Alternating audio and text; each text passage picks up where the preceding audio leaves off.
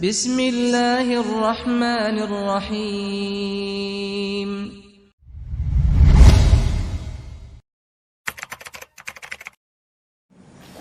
Bismillahirrahmanirrahim.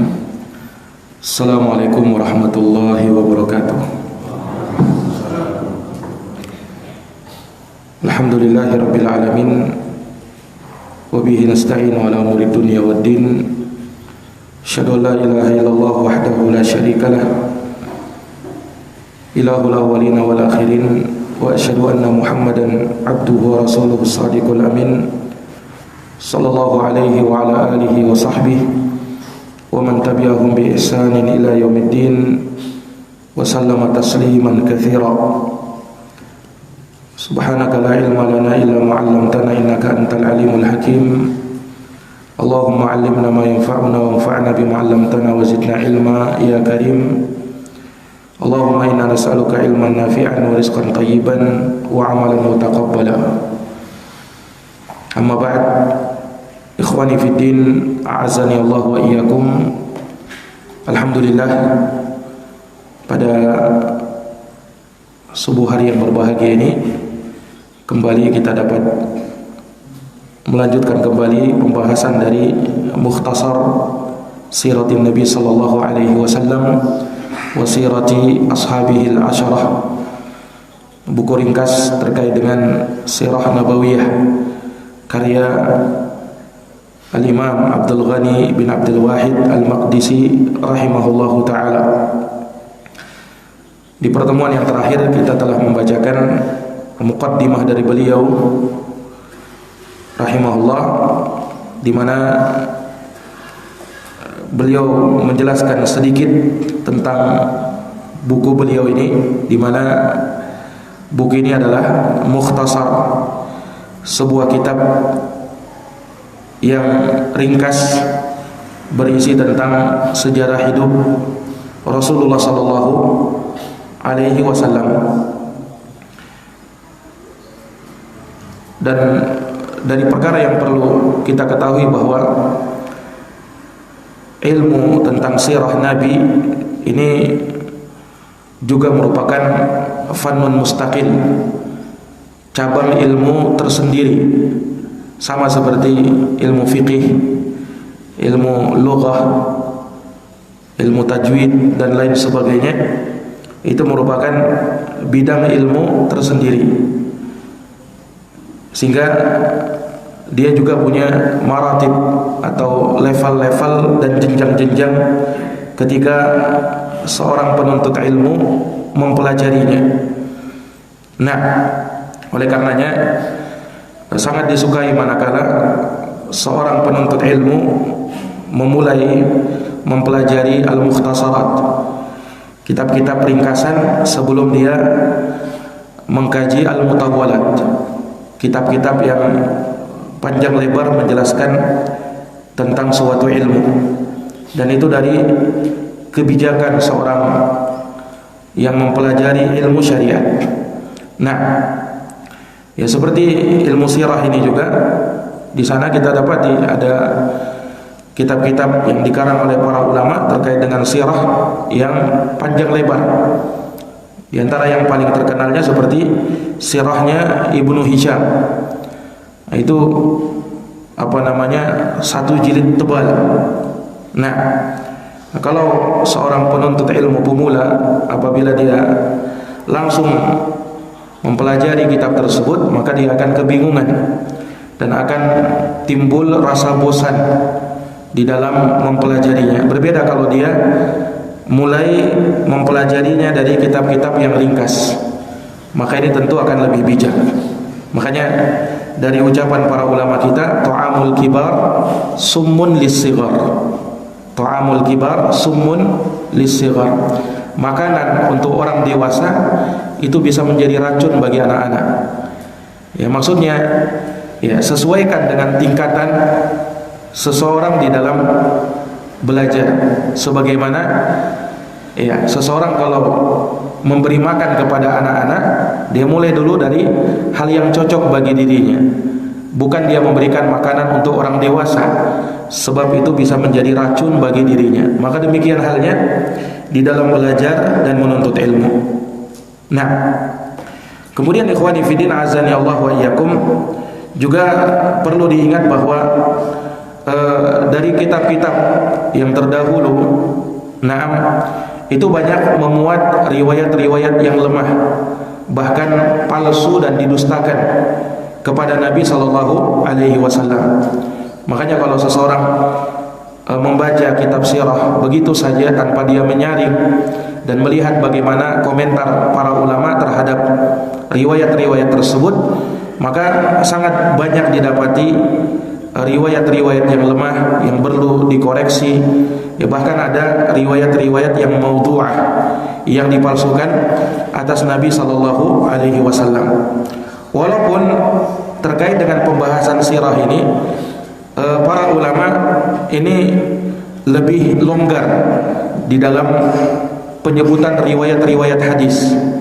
Ini tidak sama seperti ketika mereka membahas tentang ahkam terkait dengan masalah hukum-hukum syariat.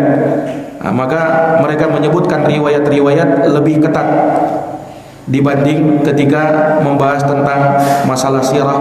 Demikian pula terkait dengan masalah fadail, terkait dengan masalah keutamaan-keutamaan amalan. Mereka lebih longgar, ya, lebih tasahul di dalam hal tersebut. Terkadang mereka sebutkan riwayat-riwayat yang lemah, namun tentunya mereka memiliki syarat di dalam hal tersebut. Nah, Imam Ahmad rahimahullahu taala, beliau pernah berkata, "Idza rawaina an Rasulillah sallallahu alaihi wasallam fil halali wal haram was sunani wal ahkam tashaddadna fil asanid." Kata Imam Ahmad rahimahullah, ya, kami kalau meriwayatkan dari Rasulullah sallallahu alaihi wasallam tentang masalah halal dan haram, begitu pula terkait dengan masalah sunnah dan hukum-hukum syariat, kami lebih ketat di dalam menyebutkan sanad-sanad periwayatan. Tetapi hal ini berbeda ketika kami menyebutkan tentang masalah fadail al-a'mal, keutamaan-keutamaan amalan. Ya, sebagian dari kami terlalu lebih longgar dan agak bermudahan terkait dengan penyebutan sanad-sanad periwayatan. Nah, sepanjang hadits-hadits tersebut tidak sampai terlalu lemah, yakni dha'fan syadida, tidak terlalu sangat amat lemah di dalam riwayatnya. Makanya para ulama menyebutkan syarat-syarat terkait dengan hal tersebut. Seperti misalnya kelemahannya tidak terlalu, ya, tidak sampai dikatakan maudhu', matruk atau makdzub ala Nabi sallallahu alaihi wasallam, tidak. Demikian pula riwayat tersebut apabila lemah, mereka tidak sampai membawakan riwayat yang bertentangan dengan hadits-hadits yang sahih. Tidak sampai bertentangan dengan hadits-hadits yang sahih. Dan juga mereka menyebutkan bahwa riwayat-riwayat yang dhaif tersebut disebutkan hanya sebagai pendukung saja. Disebutkan hanya sebagai pendukung saja dan tidak memunculkan suatu hukum baru, apalagi suatu keyakinan yang baru. Nah, ini yang disebutkan oleh para ulama terkait dengan masalah fadail dan juga terkait dengan pembahasan sirah. Demikian pula terkait dengan pembahasan tentang sirah. Nah, karena kalau kita mencukupkan dengan pembahasan hadits-hadits yang sahih terkait dengan masalah sirah, ini kita akan jumpai beberapa kisah tersebut terputus antara satu dengan yang lainnya. Nah, terkadang ada riwayat-riwayat yang lemah, itu yang melengkapi hal tersebut. Walaupun riwayatnya tidak sampai terlalu dikatakan maudhu'. Nah, tetapi dia bisa menjadi pendukung. Makanya terkadang juga disebut oleh para ulama. Kalau hanya kita terbatas pada hadits-hadits yang sahih, maka memang disebutkan oleh para ulama dan ada kitab-kitab yang terkarang terkait masalah itu. Seperti misalnya Syekh Al-Albani rahimahullahu taala, beliau punya kitab Sahihu Siratin Nabi, Sahih Sirah Nabawiyah, karya Syekh Al-Albani rahimahullahu taala. Itu pun beliau belum menyempurnakannya. Keburu beliau meninggal dunia sebelum kitab itu disempurnakan. Sahih Sirah Nabawiyah karya Syekh Al-Albani rahimahullahu taala. Baik, ikhwani fiddin, a'azani Allah wa iyyakum. Nah, kitab Mukhtasar Sirah Nabi yang ada di hadapan kita ini merupakan ringkasan dari pembahasan-pembahasan itu, dan walhamdulillah Al-Imam Abdul Ghani rahimahullahu taala juga beliau ketat di dalam menyebutkan periwayatan-periwayatan. Sehingga beliau rahimahullahu taala tidak menyebutkan di dalamnya kecuali riwayat-riwayat yang sahih, ataupun kalau ada riwayat yang lemah tidak terlalu lemah, tidak sampai terlalu lemah. Nah, dan karena sifatnya ringkasan, ya, maka beliau hanya menyebutkan pada momen-momen tertentu saja dari pembahasan sirah nabawiyah. Itu pun pada momen tersebut beliau kembali meringkasnya. Beliau tidak menyebutkan semuanya. Makanya kitab ini hanya sekitar 200 halaman ringkas. Nah, itu kalau mau dibandingkan dengan kitab-kitab selainnya, itu tentu lebih ringkas kitab ini ketimbang kitab-kitab yang lainnya yang mengarang atau menyebutkan tentang sirah nabawiyah. Nah, dan kalau kita lihat kitab ini, itu 2/3 dari kitab ini itu berisi tentang sirah nabawiyah, perjalanan hidup Nabi Sallallahu Alaihi Wasallam, mulai dari nasab beliau sampai pada peperangan-peperangan yang beliau lakukan disebutkan. Dan 1/3 yang terakhir itu beliau sisakan untuk pembahasan, menyebutkan secara ringkas terkait dengan sejarah hidup 10 orang sahabat yang dijamin masuk surga. Iya, 10 orang sahabat yang dijamin masuk surga. Nah, ini ikhwani fiddin, a'azani Allahu wa iyyakum. Taib. Kemudian juga perlu kita ingat bahwa para ulama as-salaf mereka punya perhatian yang besar terhadap ilmu sirah. Nah, makanya disebutkan dari Al-Imam Ali Zainul Abidin. Beliau adalah cucunya sahabat Ali bin Abi Thalib, Ali bin Husain bin Ali bin Abi Thalib. Nah, beliau rahimahullahu taala pernah berkata, "Kunna nu'allamu maghaziyan Nabi sallallahu alaihi wasallam wa sarayahu kama nu'allamu suratan minal Qur'an." Kata Ali Zainal Abidin, kami dahulu diajarkan tentang sirah Nabi, bagaimana peperangan-peperangan yang sempat beliau lakukan, ya, dan perjalanan hidup beliau itu sama seperti kami diajarkan tentang satu surah di dalam Al-Quran. Ini menunjukkan perhatian salaf terhadap ilmu sirah nabawiyah. Nah, dan juga pernah dikatakan oleh Imam Az-Zuhri rahimahullah, salah seorang alim dari kalangan tabi'in yang mulia. Beliau rahimahullah pernah berkata, fi ilmil maghadi ilmul akhirah wa dunya. Tentang ilmu al-maghazi ini, ilmu tentang sirah, ini adalah ilmu dunia dan akhirat. Ilmu tentang dunia dan akhirat. Ini kata Imam Az-Zuhri rahimahullahu taala. Demikian pula Al-Imam Ibnul Jauzi rahimahullah. Nah, di mana beliau menyebutkan bahwa mempelajari fikih dan mempelajari hadis saja, ya, itu tidak cukup di dalam memperbaiki hati-hati manusia. Ini kata beliau rahimahullah. Namun mesti seseorang juga mengetahui terkait dengan masalah ar-raqaiq, hal-hal yang bisa melembutkan hati, wasirah, dan juga terkait dengan ilmu sirah. Dan beliau mengatakan ilmu sirah ini aslul usul.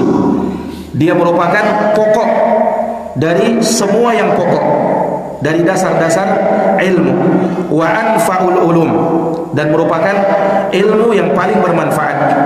Nah, ini kata Al-Imam Ibnul Jauzi rahimahullahu ta'ala. Ini menunjukkan sekali lagi perhatian para ulama salaf terkait dengan ilmu sirah.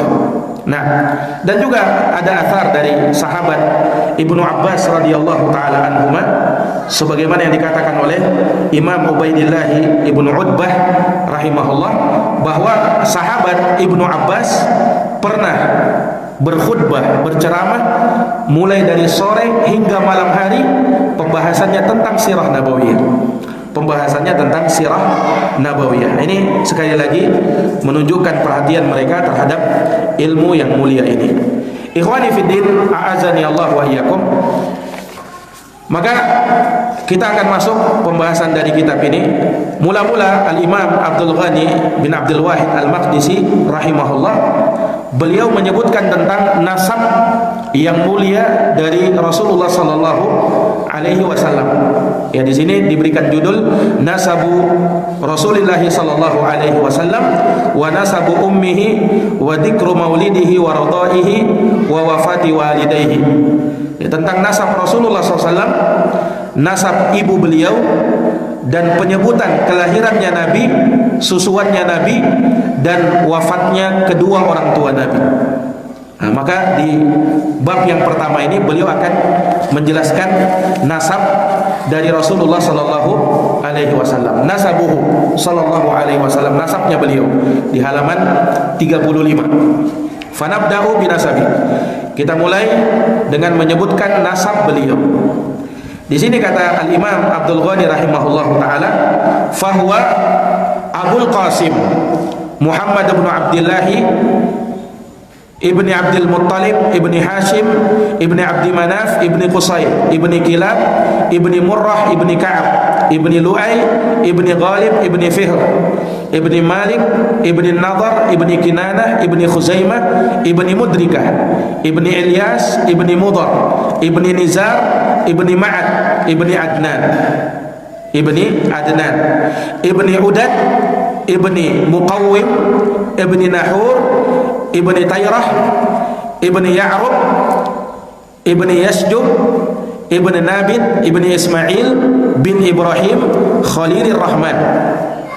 Kemudian lanjut ibni Tarih wa huwa Azar ibni Nahur ibni Saru' ibni Ra'u ibni Falikh ibni Aibir ibni Sharikh ibni Arfakhshad ibni Sam ibni Nuh ibni Lamak ibni Mutushalkh ibni Ukhnukh wa huwa Idris an-nabiyyu fima yaz'umun.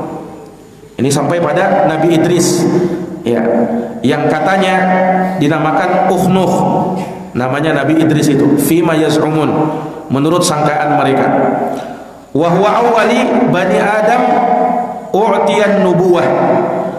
Yang mana Nabi Idris ini adalah nabi dari kalangan anak cucu Adam yang pertama.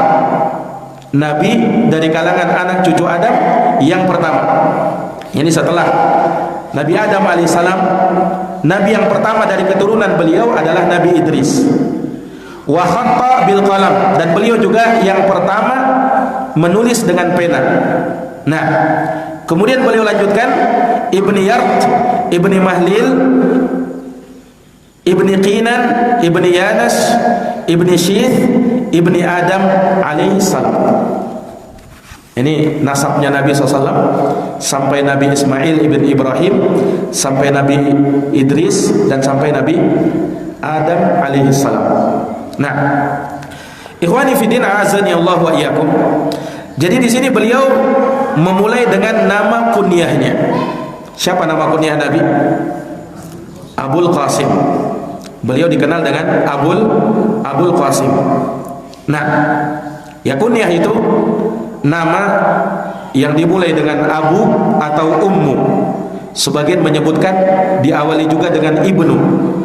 Nah, kalau laki-laki Abu Muhammad misalnya, Ummu Abdillah misalnya. Nah, itu kalau perempuan. Iya. Dan berkunyah ini adalah sunnah, di mana seseorang disunnahkan untuk berkunyah. Iya. Dan dari kebiasaan orang Arab, mereka menjadikan kunyah itu sebagai panggilan kehormatan.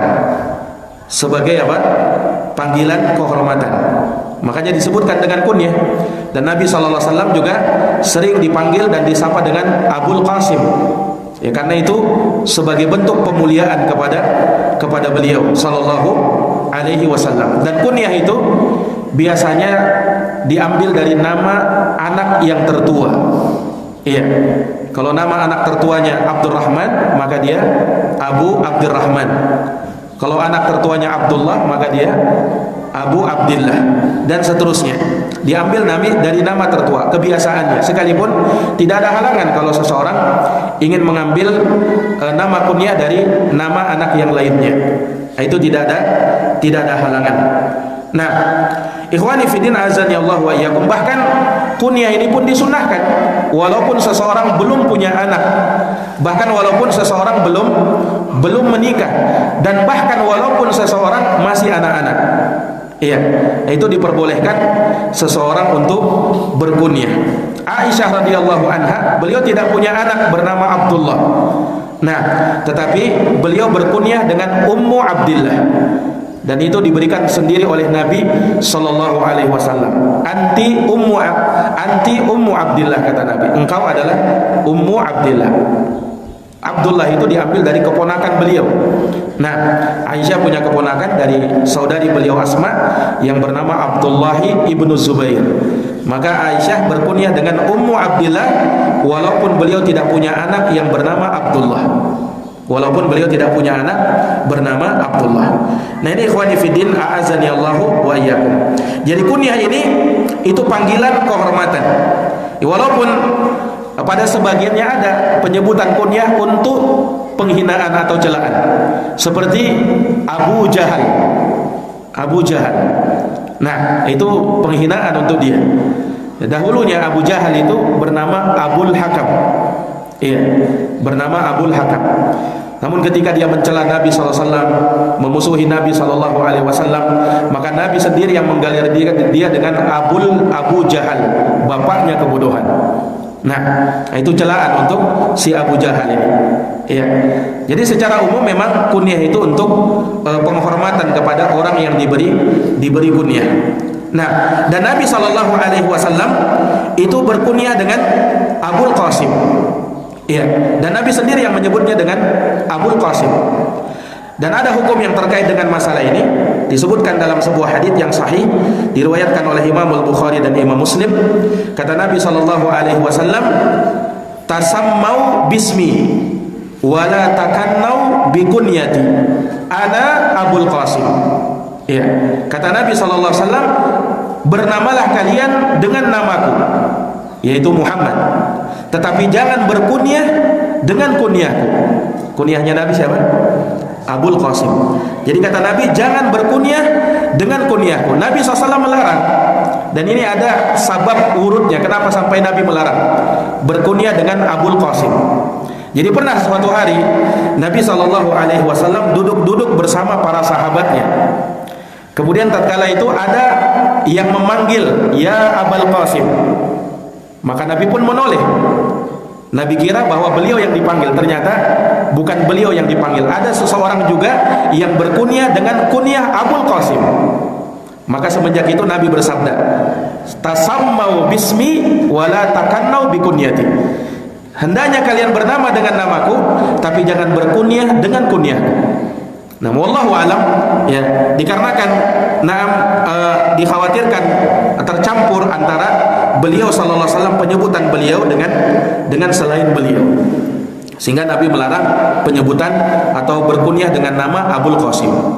Namun para ulama berbeda pendapat setelah ini, apakah penamaan atau memberi nama kunyah dengan Abul Qasim itu memang dilarang secara mutlak, atau hal tersebut dilarang di masa hidupnya Nabi saja.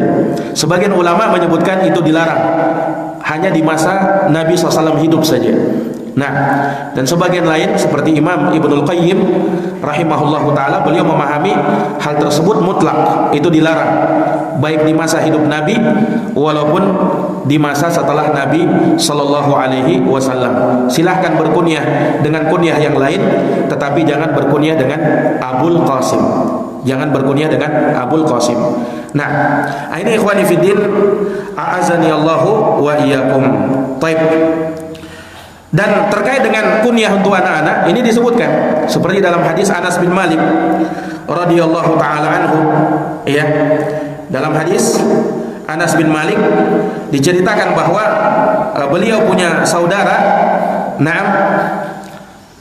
yang masih anak-anak, ya, ketika itu. Maka disebutkan bahwasanya nama anak tersebut adalah Abu Umair. Beliau, ya, namanya masih anak-anak. Beliau memelihara seekor burung dan burungnya ternyata mati dan dia menangis karena itu.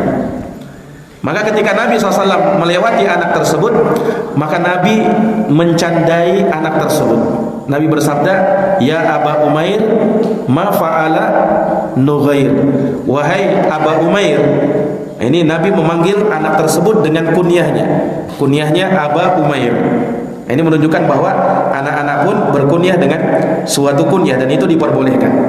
Ya Aba Umair, wahai Abu Umair, ma fa'ala Nughair. Apa yang dilakukan oleh Nughair? Nughair itu burung kecilnya yang telah mati itu. Nah, Nabi mencandai siapa? Aba Umair. Nah, ini ikhwani fiddin, a'azani Allahu wa iyyakum. Taib. Jadi Nabi SAW beliau berkunyah dengan Abul Qasim dan nama beliau adalah Muhammad. Taib. Kemarin kita sebutkan mengapa Rasulullah bernama dengan Muhammad. Ada 3 sebab. Yang pertama apa? Apa? Iya, karena likasrati mahamidi, karena banyaknya sifat-sifat terpuji, sifat-sifat mulia yang ada pada beliau. Yang kedua, kenapa? Kenapa? Likasrati man yahmaduh, karena banyaknya orang yang memuji-muji beliau. Dan yang ketiga, likasrati hamdih, karena banyaknya pujian-pujian beliau kepada Allah Subhanahu wa taala. Maka beliau bernama dengan nama Muhammad dengan alasan itu. Ya, karena banyaknya sifat-sifat terpuji yang ada pada beliau, karena banyaknya orang-orang yang memuji beliau, dan karena banyaknya beliau memuji-muji Allah Subhanahu wa taala. Dan Muhammad itu sendiri artinya yang terpuji. Nah, beliau punya nama yang lain selain Muhammad dan nanti akan beliau terangkan, akan diterangkan oleh Imam Abdul Ghani Al-Maqdisi setelah pembahasan ini. Setelah pembahasan ini beliau akan sebutkan nama Nabi sallallahu alaihi wasallam dari nama-nama beliau yang lain. Walaupun yang terkenalnya, yang masyhurnya adalah Muhammad. Beliau Muhammad. Nah, dan dari situ Allah Subhanahu wa taala menyebut Nabi kita Muhammad SAW dengan nama Muhammad. Maka Muhammadun aba ahadim mir rijalikum walakin Rasulullah wa khataman nabiyyin. Itu disebut dengan Muhammad dan ada surat disebut dengan surat Muhammad. Iya. Jadi beliau Muhammad bin Abdullah. Bapak beliau adalah Abdullah. Bapak beliau adalah Abdullah bin Abdul Muttalib. Bin Abdul Muttalib. Abdul Muttalib ini bukan nama aslinya. Ya, nama asli Abdul Muttalib kakeknya Nabi ini adalah Syaibah Al-Hamd. Nama aslinya adalah Syaibah Al-Hamdu. Ini nama aslinya Abdul Muttalib. Kenapa beliau bisa dijuluki dengan Abdul Muttalib? Nah, itu ada ceritanya. Ada kisahnya. Nah, jadi disebutkan Abdul Muttalib bapaknya beliau adalah Hashim. Ketika bapaknya meninggal, Hashim ini meninggal, maka datanglah Syaibah Al-Hamdu ini yang setelahnya diberi nama dengan Abdul Muttalib. Beliau datang, ya namanya ketika itu di gurun pasir yang banyak debu, ya, sehingga kalau orang mengadakan perjalanan itu penuh dengan debu, ya, penuh dengan debu, pakaiannya, rambutnya. Dikarenakan apa? Dikarenakan banyaknya pasir dan debu-debu ketika seorang mau mengadakan safar ketika itu. Nah, ketika Syaibah Al-Hamdu ini yang kemudian diberi nama Abdul Muttalib nanti, ketika beliau datang menemui bapaknya, ya, melayat bapaknya yang sudah meninggal, dan di situ ada pamannya. Di situ ada paman beliau yang bernama Al-Muttalib. Jadi paman beliau bernama Al-Muttalib. Maka ketika Abdul Muttalib masuk ke Mekah yang tadinya bernama Syaibah, maka orang-orang pun melihat dari kejauhan, kemudian bertanya kepada pamannya beliau, ini orang siapa ini?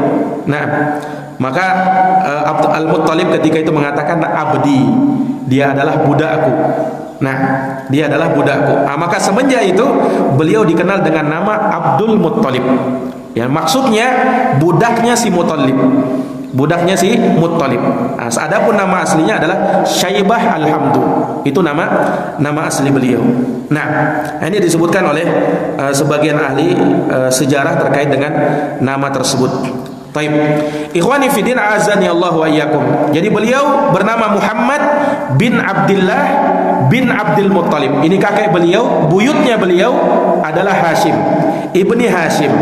Nah, ibni Hashim. Kemudian setelahnya ya, nasab beliau yang berikutnya ibni Abdi Manaf, ibni Qusay, ibni Kilab, ibni Murrah, ibni Ka'ab, ibni Lu'ay, ibni Ghalib, ibni Fihr, ibni Malik, ibni Nadar, ibni Kinanah, ibni Khuzaimah, ibni Mudrikah, ibni Ilyas, ibni Mudar, ibni Nizar, ibni Ma'ad, ibni Adnan. Nah, sampai Adnan ini dikatakan oleh Imam Ibnul Qayyim rahimahullahu taala di dalam kitabnya Zadul Ma'ad. Kata Ibnul Qayyim, ilahahuna ma'lumus sihhah muttafaqun alaihi bainan nasabin wala khilafa fihi albattata.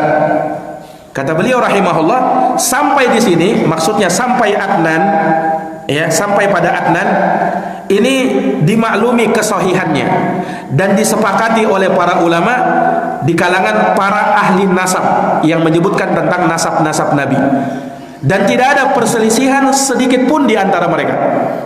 Jadi sampai pada Adnan, ini kakek Nabi yang ke-20, itu tidak ada perselisihan di kalangan para ulama, para ahli nasab, bahwa memang Rasulullah SAW ya itu keturunannya Adnan, dan di bawahnya itu sepakat para ulama, tidak ada perselisihan, kata beliau rahimahullah. Nah, wala khilafa bainahum anna Adnan min waladi Ismail alaihi salam.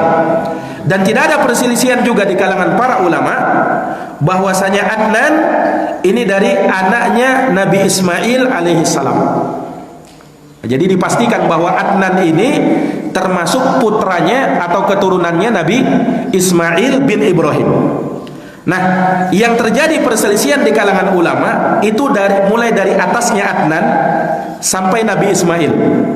Itu diperselisihkan para ulama. Yakni dari Udad, ya kan disebutkan setelah Adnan, bin Udad, bin Muqawwim, bin Nahur, bin Tayrah, bin Ya'rub, bin Yasjub, bin Nabit. Sampai di sini. Ini ulama beda pendapat namanya. Bin Ismail alaihi salam. Kalau Ismail bin Ibrahim itu tidak ada perselisihan bahwasanya dari keturunan beliau adalah Adnan. Dari keturunan beliau adalah Adnan. Sehingga bisa dipastikan bahwa Nabi sallallahu alaihi wasallam itu keturunannya Nabi Ismail bin Ibrahim. Dari keturunannya siapa?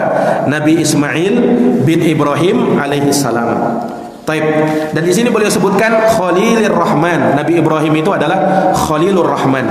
Ya, dan ini dari kemuliaan Nabi Ibrahim alaihissalam, dari semua para nabi dan para rasul yang diangkat menjadi Khalilur Rahman cuman beliau dan Nabi kita Muhammad sallallahu alaihi wasallam. Ya, makanya disebutkan dalam sebuah hadis riwayat Imam Muslim, Rasulullah pernah bersabda, "Innallaha ta'ala qad ittakhadani khalilan kama ittakhadha Ibrahima khalila." Sesungguhnya Allah Ta'ala telah menjadikan saya sebagai khalilnya, kekasihnya. Khalil itu dari kata khullah. Khullah itu darajat cinta yang paling tinggi. Imam Ibnul Qayyim menyebutkan puluhan maratib al-mahabbah itu, tingkatan-tingkatan cinta. Yang paling tingginya itu darajat khullah, yaitu apa? Kekasih. Ya, kalau kita terjemahkan mungkin bisa diterjemahkan dengan kekasih. Nah, jadi Nabi SAW itu bukan sekedar Habibullah. Kalau pada hari ini banyak orang mensifatkan Nabi dengan Habibullah, ya kan? Nabi lebih tinggi daripada Habibullah. Nabi itu apa? Khalilullah. Nabi itu Khalilullah. Sehingga tidak cukup kalau seseorang hanya mensifatkan Nabi dengan Habibullah. Tidak cukup. Harus disertakan dengan Khalilullah. Karena Nabi itu Khalil, Khalilnya Allah. Nah, sebagaimana di dalam hadis ini. Ya, jadi Allah telah menjadikan saya khalilnya sebagaimana menjadikan Ibrahim sebagai khalilnya. Walau kuntu muttakhidan min ummati khalila latakhadtu Abu Bakrin khalila. Dan andaikan aku dibolehkan untuk mengambil seorang khalil dari umatku, maka aku akan jadikan Abu Bakar sebagai khalilku. Nah, alaihi salam. Baik, ikhwani fiddin, a'azani Allah wa iyyakum. Nabi dan Rasul yang terbaik ada 5 orang. Itulah yang disifatkan dengan apa? Ulul azmi. Nabi Nuh, Nabi Ibrahim, Nabi Musa, Nabi Isa, Nabi Muhammad alaihi wassalatu wassalam. Dan dari 5 ini yang terbaiknya 2, Nabi Ibrahim dan Nabi kita Muhammad sallallahu alaihi wasallam. Dan dari 2 ini yang terbaiknya adalah Nabi kita Muhammad sallallahu alaihi wasallam. Nah, Ibrahim alaihi salam, beliau punya 2 anak, yaitu Nabi Ishak dan Nabi Ismail. Nah, nabi-nabi yang datang setelahnya itu dari keturunannya Ishak dan Nabi Ismail. Yang paling banyaknya Nabi Ishak alaihi salam. Makanya tidak salah kalau Ibrahim itu digelari sebagai Abul Anbiya, bapaknya para nabi. Kenapa bapaknya para nabi? Karena para nabi yang datang setelah beliau itu berasal dari keturunan beliau. Bani Israel itu semuanya dari keturunan Nabi Ibrahim. Israel sendiri ya, itu nama dari Nabi Yakub alaihi salam. Ya, disebutkan oleh para ulama Israel itu namanya Nabi siapa? Nabi Yakub bin Ishak bin Ibrahim alaihi salam. Itu diberi nama dengan Israel. Makanya sebagian ulama mengkritik ya kalau ada orang misalnya melaknat Israel. Nah, itu jangan sebut Israel. Kenapa? Karena Israel itu nama seorang nabi, nama dari Nabi Yakub alaihi salam. Kalau mau melaknat, laknat Yahudi, sebut mereka Yahudi, bukan Israel.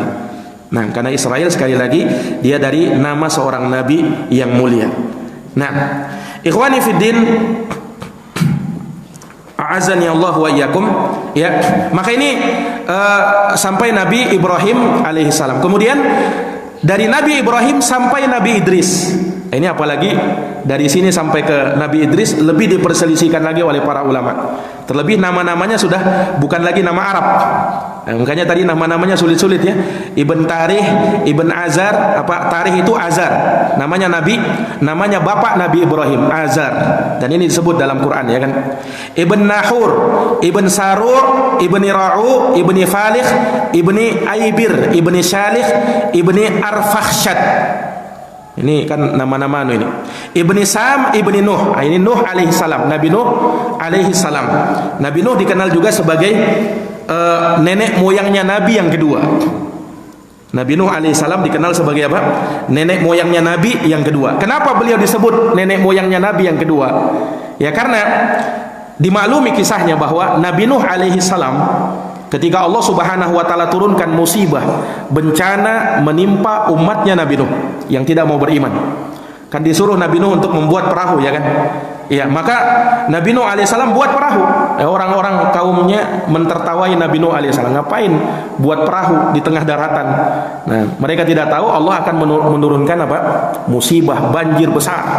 Nah, dan seperti yang telah dijanjikan hari itu pun tiba ya, maka Allah Subhanahu wa taala pun menurunkan banjir yang besar. Ya. Ketika itu Nabi Nuh alaihi salam bersama dengan keluarganya atau bersama dengan pengikut-pengikutnya naik di atas perahu. Tapi anaknya Nabi Nuh alaihi salam tidak mau naik di atas perahu. Ya, Nabi Nuh sudah mengajak anaknya, ya bunayyar kam ma'ana wala takun ma'al kafirin. Wahai anakku, ayo naik ke atas perahu, jangan kau bersama dengan orang-orang kafir. Tapi ya, anaknya Nabi Nuh tidak mau mendengar. Ini terkadang bahwasanya seseorang dicoba oleh Allah itu dengan keturunannya. Tidak secara otomatis orang yang bapaknya itu soleh, anaknya juga pasti soleh. Ini Nabi Nuh alaihissalam, bapaknya Nabi, anaknya ikut orang kafir. Nah, bapaknya ikut, anaknya ikut orang kafir. Diajak oleh Nabi Nuh alaihissalam untuk naik perahu, tetapi anaknya tidak mau mendengar. Sa'awi ila jabal ya'simuni minal ma. Kata anaknya, saya mau naik ke atas gunung. Iya, supaya bisa menyelamatkanku dari air ini. Dia tidak tahu ternyata banjirnya itu sampai menutupi gunung. Iya. Makanya disebutkan oleh sebagian ulama, itu banjir pada waktu itu menutupi semua permukaan bumi. Tidak ada yang tersisa ketika itu. Sehingga tidak ada yang selamat kecuali Nabi Nuh dan orang-orang yang bersama Nuh di atas perahu. Dari sinilah mulai lagi keturunan manusia.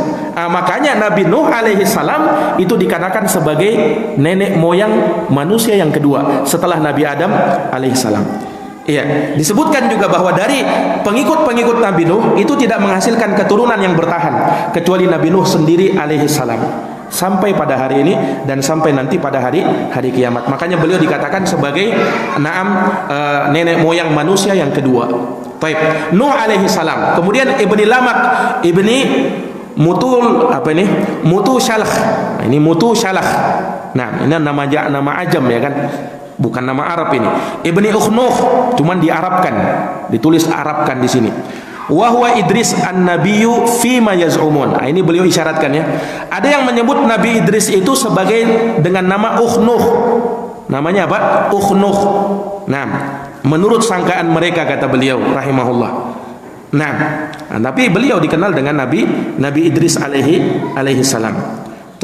Kemudian beliau sebutkan tentang Nabi Idris ini, wa huwa awwalu bani Adam u'tiyan nubuwah.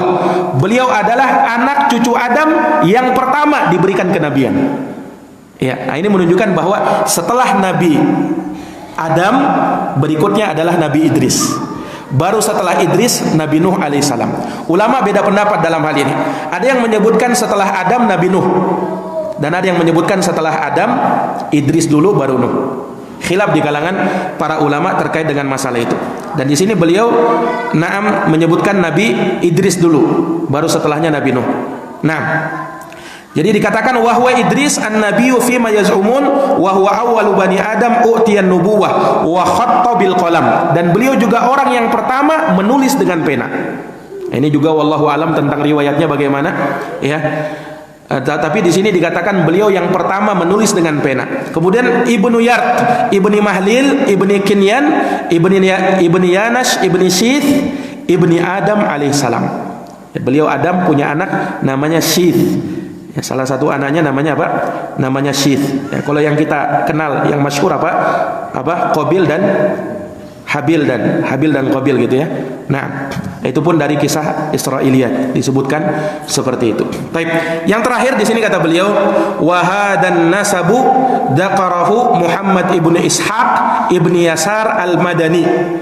Ya, nasab ini disebutkan oleh Imam Muhammad bin Ishaq bin Yasar al-Madani fi ihdar riwayat anhu, dalam salah satu riwayat dari beliau. Nah, ini Muhammad bin Ishaq bin Yasar al-Madani, ini salah seorang ulama yang pertama-tama juga mengarang kitab tentang masalah sirah. Pertama-tama yang mengarang tentang masalah sirah Nabi sallallahu alaihi wasallam. Baik. Kemudian kata beliau, di sini kata Al-Imam Abdul Ghani, wa ila Adnan muttafaqun ala sihhati. Nah, seperti yang tadi disyaratkan oleh Imam Ibnul Qayyim. Sampai pada Adnan itu disepakati akan kesahihannya min ghairi ikhtilafin fihi, tanpa ada perselisihan ulama. Wa ma ba'dahu mukhtalafun fihi. Adapun setelahnya Adnan ini yang diperselisihkan. Ini yang diperselisihkan. Terakhir kata beliau, wa Quraisy, dan Quraisy sendiri ada khilaf di kalangan ulama. Ibnu Fihr, Ibni Malik. Quraisy ini laqab, julukan.